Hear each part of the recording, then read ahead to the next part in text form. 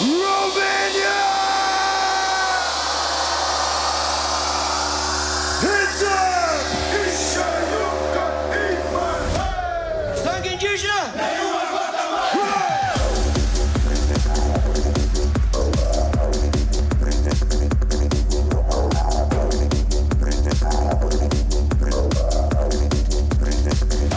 Demarcação! My parents, they're DJs for the last 25 years, something. And I was always looking at them and being inspired by them. But of course, they're way more underground. They play a different kind of style, which is like a psytrance, is more alternative style. And they were always my biggest inspiration. But at some point in my life, I really started to think that I could go further. I wanted to really like do stuff that I really believed, which was like changing my style to something more housey.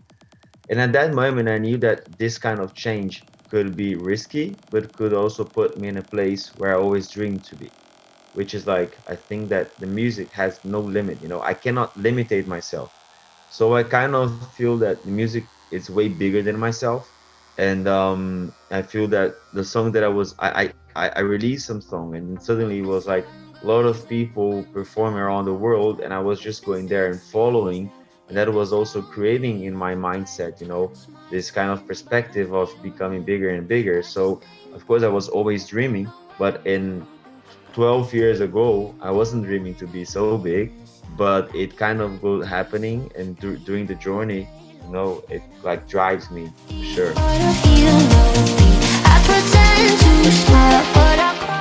Why we created this Brazilian bass, for example, like in the past, right? Like 2010, like before, like we Brazilians, we always got what was going on internationally, and we got as inspiration, So everything that was from outside our country was better, We were like this kind of, and then when we were always inspired and influenced by this international market. Suddenly, we had a very big crisis, economic crisis in Brazil, and we could not afford to bring any international DJ anymore. So we started to create our own style, our own DJs, our own scene, and then suddenly it became very massive in Brazil. And we were trying to say that our style was like Brazilian techno or but people of techno did not accept, people electro did not accept, they were always like complaining. And I said, like, you know what, this is Brazilian bass, which was a very singular signature that we had, the kind of the bassline stuff. And then what happened was, like, in Brazil, it became huge. All the international DJs that went to Brazil after that, they had to play kind of Brazilian, but they had to change their style, otherwise they wouldn't survive there anymore. And also gave opportunity for national artists to grow up, and develop. However, I feel that the Brazilian bass really kind of, went through many cycles and updates, and then it became a slap house and stuff. And I honestly feel that nowadays I'm not really doing Brazilian bass anymore. I think it's like another kind of also evolution, what I would say, or like a new phase of it. I would say that, it's all the process, So during the pandemic, like the quarantine, we could not release really banger stuff because people wouldn't play at home. So now that they open the gates, I can release more kind of energetic stuff, and I feel that it's kind of a mix between the Brazilian bass with the techie. So yeah, I'm still trying to identify myself what it is, but I'm excited with this new phase.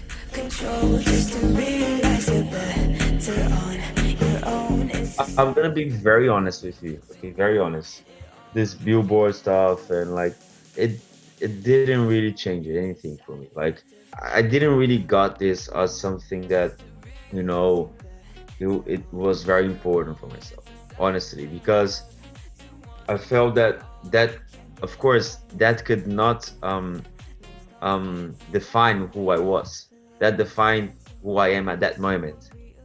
So if I get to that and I think that I'm that, I will be stuck in that. I will believe that I'm that the whole time, which I don't believe. So I have to always be, I'm in the process of being a better version of myself, which I feel that tomorrow I'll be a better version than what I was today. and I'm today in better version what I was yesterday. So I don't really attach to those awards and stuff, but of course it brings kind of a representativity for the Brazilians, as like it's possible and stuff. And if that inspires people of my country, I'm very happy. But honestly, for myself, it's really about what's next and what we have to work even harder and harder. I really love what I do. I really do. It's something that like I can be tired, I can be having like stressful weeks and months or whatever. But when I'm on the stage performing, having that connection, everything makes so much sense for me. And also when I am in the studio producing music, I don't see the timing, I don't see if it's 1 o'clock or 1 a.m. I really don't. So it's like something that for me makes me feel alive, it drives me really. It's like my dream, and living to the dream is amazing. And what inspires me are, first of all, my family. First of all, like my kids and my wife and my family, like they're really big inspiration for myself, because I feel that's not only for me, but it's for them, and also my team. I feel that my team, it really inspires me because I feel that everyone in my team are very passionate about it. So also, of course, it inspires me. And the third, I think it's about like, the mood. Like, I don't know, honestly, if I see a sunset, it inspires me. If I see the ocean, it inspires me. If you get to hear me now,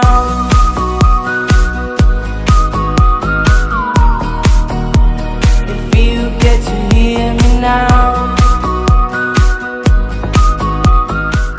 I became the #1 DJ in Brazil for 2 years. And then after that, I released the song, which was Hear Me Now, which went like global. That song really crossed the barrier and really changed, my career, the perspective of it.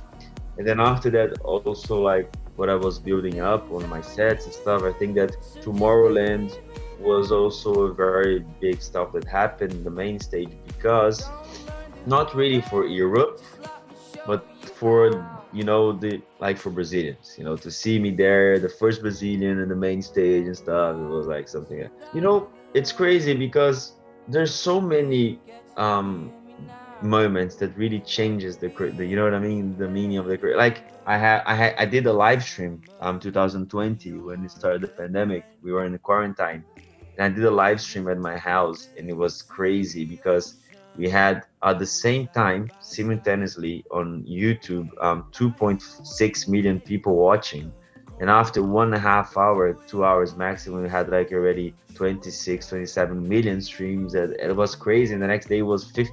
I was like, what? Like that also, helped me a lot. If the world was ending, I'll carry you home.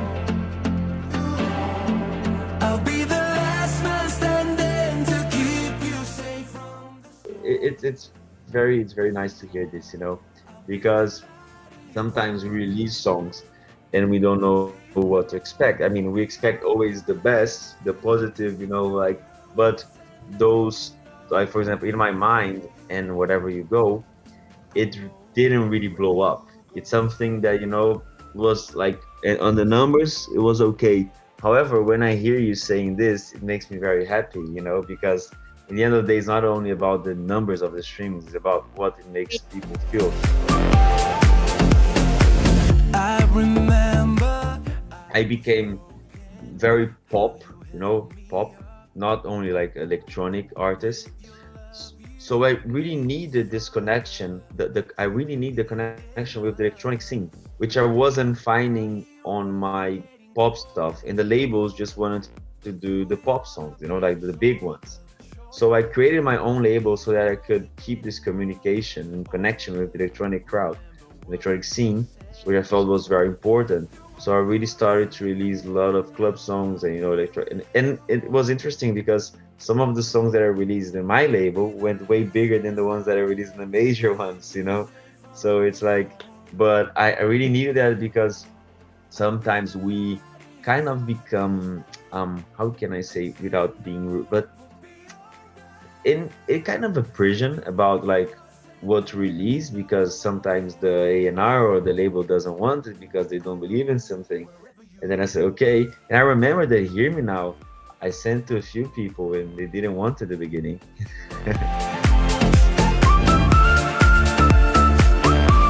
I'm very excited now because I think that the sound design is really changing, you know. So it's something fresh that's going on. I feel that it was very important the EDM moment, that, you know, massive with the bounce and stuff.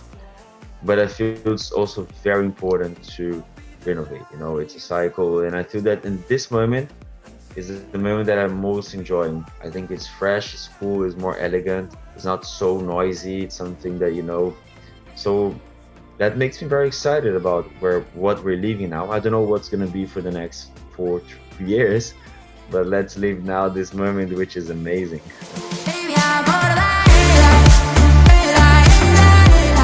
It was amazing because I always wanted to be there. I've been seeing a lot of pictures and videos and many artists playing there. I was like, wow. And I found out it was in Romania. I said, wow, I have to go there. And then it was something very special for me because it was actually the first party that I played after this whole period of the quarantine. So it was my first physically connection with people after, you know, almost 2 years. So it meant a lot to me. It was incredible, and it was, of course, a very tough year. I remember that, you know, to make this festival happen, it was like almost a miracle to make it happen. And I was happy to be living that miracle, you know, to be there with everyone. And I felt that, you know what I felt about the festival? That two things. First, that if you get in, it's impossible that you're gonna go out being the same. It's impossible. Like you're gonna go there and you're gonna leave differently. Something will change in your life. You know what I mean? Something you're gonna bring it with you. And the second stuff that I realized, that the festival is very magic, not only because of the big structure and the pyros and the arena, whatever. It's because this we have, but it's because of the crowd. You know, it's a very kind of sophisticated crowd. They understand well what's going on. You know what I mean? They are very educated, and it's something that, you know, I think they're the biggest. They are the main headliners of it. And now you keep calling, wondering if you can make it right. There's different Alok's dailies. For example, I'm here now touring, so my family is in Brazil, and I will see them in the end of the month. Okay, when I'm there, I'm very focused on my kids and my wife. I'm very focused on, you know, the family side, and I will bring them with me in August to Ibiza to stay here with me and stuff. So yeah, I mean, it's like I'm not really sure where I'm going, but it's the most important stuff is like the journey, and the journey has to be, but the journey with them are way more interesting. So I always try to include them in the journey. And so the Alok here during the tour, it's the Alok that can sleep well the whole night. Kids are not crying. I can work out at any moment. You know what I mean? I can. I'm on holidays now.